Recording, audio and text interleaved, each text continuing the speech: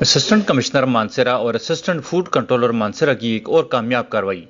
Utility store کے آٹے کے تھیلے پرائیویٹ دکان سے برآمد، یوٹیلیٹی اسٹور کا انچارج گرفتار۔ تفصیلات کے مطابق ضلعی انتظامیہ اور محکمہ فوڈ کو شکایت ملی کہ پکھوار روڈ ڈب نمبر 1 لالا ایوب مارکیٹ میں واقع یوٹیلیٹی اسٹور کے انچارج نے آٹے کے تھیلے یوٹیلیٹی اسٹور کے ساتھ والی شاپ میں چھپا رکھے ہیں، جس پر اسسٹنٹ کمشنر ریونیو مانسیرا عثمان علی اور اسسٹنٹ فوڈ کنٹرولر مانسیرا شوکت سلطان نے فوری کارروائی کرتے ہوئے یوٹیلیٹی اسٹور والے 20 کلو کے آٹے کے تھیلے جو دوسرے مارکا والے تھیلوں میں ڈال کر رکھے ہوئے تھے برآمد کر لیے اور یوٹیلیٹی اسٹور انچارج محمد عارف کو گرفتار کر لیا۔